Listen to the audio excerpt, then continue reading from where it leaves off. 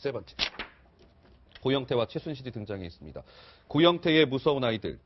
그런데 차명 전화 10년 단골이라고 되어 있는데 성시원 앵커 채널A가 네. 그러니까 이 최순실 씨가 즐겨 다니던 휴대전화 매장의 주인을 인터뷰했습니다. 네, 그렇습니다. 그 10년간 거래했던 휴대전화 매장의 주인인데요. 그 사람이 지금 특검에 압수수색을 당하기도 했고요. 그런데 그렇군요. 채널A 기자를 만나서 최순실 씨의 그동안에 어떻게 했는지 좀 증언을 했습니다. 한번 들어보시죠. 단골이고요. 네. 최순득 씨도 단골이고, 정유래 씨도 단골이고. 정유래가 유연이의 걔가 초등학교 때부터 봤어요. 직원들 이름까지도 비서가 다 관리해서 다 2년 약정에서 판매해요. 아니, 이 주인 말에 따르면 야. 10년 동안 한 20대, 예. 30대를 개통을 했는데 어마어마하겠군요. 다 차명으로 했다는 다 거예요. 차명으로. 네. 이 정도면은 뭐 1년도 못 가서 계속 바꾸는 거잖아요. 거죠. 2년 네. 약정이잖아요, 이게. 그러니까 자기 직원들 이름, 네. 그다음에 뭐 자기 이름으로 했겠죠, 또. 다 차명 직원들 이름, 이름이었대요. 직원 이름으로 하고, 네. 그걸 또 다 자기 집으로 받았어요. 그러니까 특검이 이거를 그 압수수색을 했어요, 이 휴대폰 매장을. 네. 왜냐면 휴대폰 매장이 사실 이렇게 하면 안 되는 거 아니에요? 직원이 직접 와서 해야지 직원들 걸 그렇죠. 자기가 남 이름으로 한 것 자체가 범죄 행위인데 그렇죠. 특검이 여기 가서 조사를 해봤더니 23대를 했대요. 네. 잘 아시는 것은 파우치에다가 전화기 10대씩 갖고 다니잖아요. 그렇죠. 무슨 이게 베스킨라빈스 무슨 아이스크림 가게도 아니고 거기다가 포스트잇 붙여놓고 장시호는 또 뒤에다가 밴드 붙였다 데일 밴드처럼 이런 밴드 그러게요, 붙였잖아요. 맞아요. 네. 그 정도로 그러니까 얼마나 많은 차명표를 쓰고 있었으면 네. 누가 누구하고 통하는지를 모르는 거예요. 그러니까 숨기고 싶은 게 너무너무 많았던 거죠, 이 사람 입장에서는. 우리가 보통 한두 개만 있어도요, 차명판 한두 개만 있어도 숨기고 싶은 사실이 많은 거. 보통 뭐 조폭이라든지 범죄자라든지 이런 사람들이 네. 차명표를 쓰는데 최순실의 경우에 23대라고 하는 전화를 쓸 정도라고 하면 얼마나 많은 사람과 잘못된 일, 범죄 행위를 했는지를 명확하게 보여주는 것이고요. 밝혀지지 않고 통하고 싶은 내용이 많은 거예요. 그 중에 한 분이 네. 박근혜 대통령이잖아요. 그게 더 큰 문제라고 볼 수 있는 거죠. 그러니까 이게요, 최순실 차명폰이 확인된 것만 23대예요. 이보다 훨씬 더 많지 않겠습니까? 그러니까 저는 이런 생각도 들어요. 청와대 압수수색이 필요한 이유가 바로 여기에 있는 거예요. 그렇지 않겠습니까, 백 변호사님? 사실 이번에 청와대 네. 압수수색 그 거부 불승인 처분에 관련해서 소송을 제기했었잖아요, 특검에서. 네. 거기서 나왔던 내용입니다. 아까 그러니까요. 말했던 그 네. 지금 박근혜 대통령과 최순실 씨가 휴대전화로 그 대포폰을 가지고 통화를 했었다는 내용이었는데 이제 그런 걸 기초로 해보면 어찌 보면 아주 간단히 말씀드리면 지금 박근혜 대통령도 그렇고 우병우 수석도 그렇고 또 김기춘 실장도 그렇고 조윤선 장관도 그렇고 다 청와대에 있었잖아요. 그러니까 쉽게 말하면 청와대가 범죄지라고 판단을 하고 있는 겁니다. 네. 그러니까 예를 들어서 제가 무언가 큰 잘못을 했는데 저희 집을 압수수색하지 않고 제 그 관련 혐의를 입증할 수 있을까요? 말도 안 되죠. 그러니까 불가능하죠. 사실 네. 우병우 수석도 특검이나 검찰이 제대로 파악하지 못하는 것 중에 가장 큰 것도 청와대 압수수색 부분이에요. 청와대 안에는 남아있을 가능성이 많습니다. 청와대 안에서 기록도 함부로 지울 수도 없고요. 지워도 다 남고. 그러다 보니까 청와대에서 압수수색을 거부하는 게 이게 정당하게 무슨 군사 기밀이나 아니면 보호할 이익이 있어서 거부한다라기보단 이걸 숨기기 위해서 거부하는 걸로 국민들이 인식을 하잖아요. 네.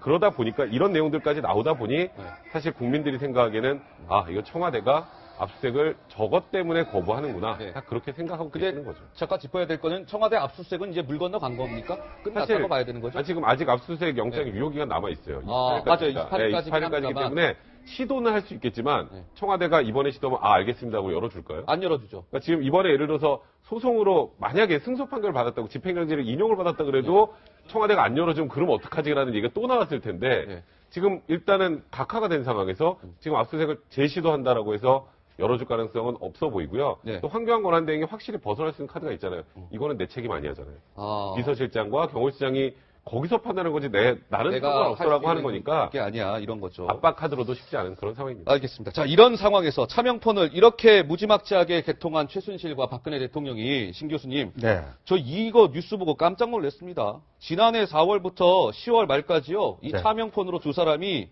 통화한 횟수가 지금 화면에 나오고 있지만 네. 570여 차례에 달한다고요? 그러니까 뭐 하루에 3번꼴입니다. 하루에 3번꼴. 하루 평균 3번꼴이고요. 특히나 저 중에서도요. 예. 최순실이 이제 독일로 거의 도피하다시피 해갖고 갔다가 국내 여론의 압력에 못 이겨갖고 그다음에 또 나중에 박근혜 대통령이 언니인 최순득 씨에게 최순실과의 연락을 끊고 최순실 빨리 귀국하라고 그래라. 그때까지 독일에 가 있는 동안도 뭐 127통화요? 뭐 그렇게 됐잖아요. 네. 그러니까 이게 굉장히 충격적이고 그때가 뭐냐면 어떤 때냐면 박근혜 대통령이 국회에 나와서 개헌을 얘기한 때고 네. 제1차 국민 사과 담화를 발표한 때고 그때조차도 이제 최순실하고 수시로 통화하고 있었다. 이게 굉장히 이제 충격적인 거예요. 주는 거죠. 네. 그다음에 그럼 대통령은 최순실은 뭐 매년 뭐 이렇게 몇 대씩 참여폰 했다는데 그럼 박근혜 대통령이 사용한 참여폰 누구 거냐? 그 윤전추 네. 그 행정관 명의로 돼 거라고. 있다는 거 아니에요? 네. 근데 우리가 청와대 그 참모진들은요 1급 이상 비서관들은 거기 그 도청 방지되고 다 하는 비아폰을 줘요. 예, 네. 주는데 그거가 있음에도 불구하고 굳이 저렇게 한 이유는 뭐겠는가 싶은데 그 청와대에서 지급하는 그걸로 쓰면요 또 청와대 내부에 그 기록이 남으니까. 기록이 남으니까 저런 네. 식으로 대통령도 저렇게 한 게 아닌가 보여져요. 예. 그러니까 지금 네. 그 박 대통령하고 최순실 씨가 차명폰으로 통화한 부분에서 두 개의 날짜를 주목해 볼 필요가 두 개의 있는데요. 날짜. 10월 26일. 10월 26일. 그러니까 25일까지 또 막판에 24일부터 태블릿 PC가 나오고 박 대통령이 1차 사과담화 나올 때까지만 해도 한 10여 차례 집중적으로 통화하다가 25일 지나서 26일 되니까 딱 통화가 끊겼어요. 왜 끊겼을까? 10월 26일 본격적으로 검찰이 특수본 만드는 작업을 하면서 압수수색에 본격적으로 들어가기 시작합니다.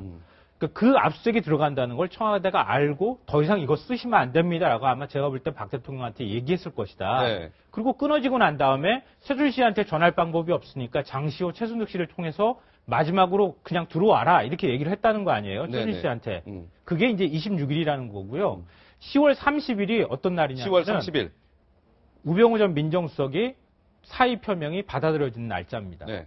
그러니까 우병우 전 민정수석이 왜 그동안에 그렇게 물러나라고 했는데 왜 물러나지 않다가 왜 10월 30일 날 딱 그만두게 됐을까? 이게 궁금하다는 거예요. 네네. 그러니까 우병우 전 민정수석이 그만두는 것하고 검찰 수사 내용이 청와대로 들어가는 것하고 그동안에 박 대통령이 최순실 씨와 지속적으로 뭔가 통화하는 내용하고 제가 네. 볼 때는 뭔가 개연성, 연결이 됐을 개연성이 이제 높다.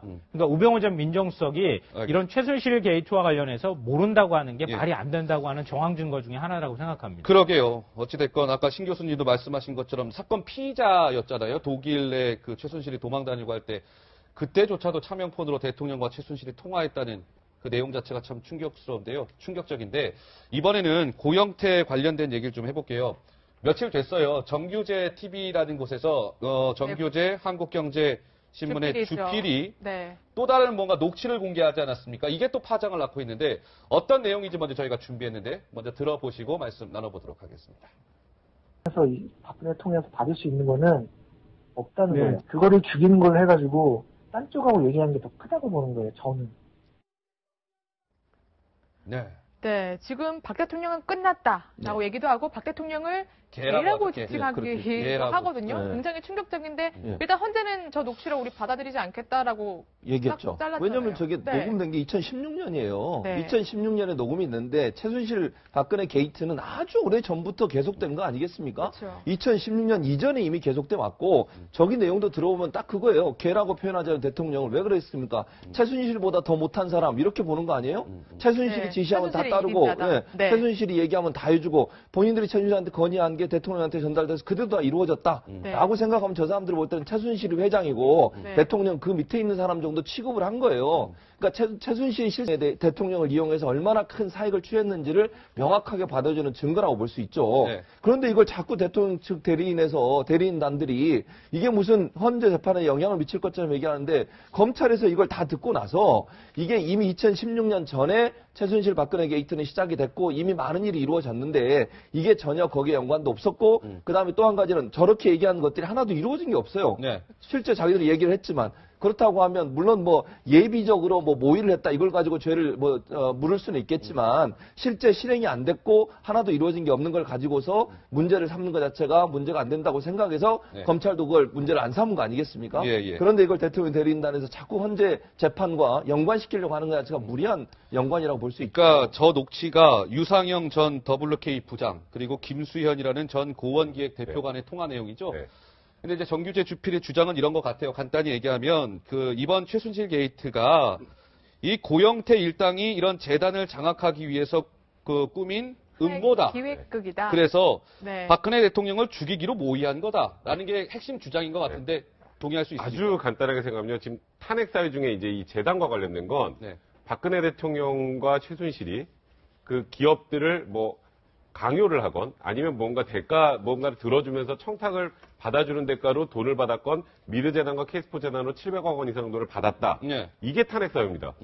그죠? 그렇죠. 근데 이게 들어오고 나서 그 뒤에 이 안에서 내부 암투를 해서 누가 돈을 빼먹고 말고 하는 것들은 지금 이 탄핵 심판과 전혀 무관한 거예요. 그러다 보니까 강윤원 주심도 이거는 탄핵과 완전히 무관한 부분이다라고 얘기를 하고 있는 거고요. 결국 이거는 프레임 전환을 위해서 예. 그냥 어찌 보면 박근혜 대통령 대리인단이나 정규재 집필도 어떻게든 네. 탄핵 심판 선고일자를 연기하는 수단으로 활용하기 위해서 네. 그리고 지금 바깥에서 태극기 집회하는 곳에서도 선동을 하기 위해서 왜냐하면 박근혜 대통령을 개라는 표현까지 쓰는 개. 것을 자극적인 걸 강조하면서 이들이 음모를 꾸려서 다 한 거다라는 취지로 얘기하는데 시기가 안 맞아요. 시기가. 그러니까 저도 이 부분을 아무리 설득을 해도 잘 안 되더라고요. 그분들한테는. 네. 그러니까 이거는 이 사람들을 좋은 사람이라고 제가 말씀드린 게 아닙니다. 좋은 사람은 아닐지 모르겠지만 이런 얘기를 해서 어떤 특정한 결과물이 나왔다거나 아니면 고영태가 그때 그런 얘기 하잖아요. 사무총장 밀어내고 내가 사무부총장으로 가서 재단을 장악하겠어. 네. 사무부총장도 안 됐잖아요. 그쵸. 그러면 이 사람들의 한 얘기가 실현 가능성이 있으면 예비음모죄라도 됩니다. 네. 네. 그것도 없기 때문에 검찰에서 이제 아예 이 사람들 입건 안 한 거고요. 예. 특검에서도 조사를 안 하는 건데 제가 이렇게 딱 얘기를 하면 그래서 검찰과 특검이 편향돼 있다는 거라고 답을 하시더라고요. 그러니까 네. 어떻게 얘기해도 안 되긴 하지만 지금 상황은 현실적으로 탄핵과는 무관하다 이렇게 보셔도 될 것 같습니다. 자, 네, 이번에는 이제 알겠습니다. 최순실 게이트 얘기는 이쯤 하죠. 저희 오늘 다뤄야 될 얘기가 많아요. 좀 속도를 좀 내보도록 하겠습니다.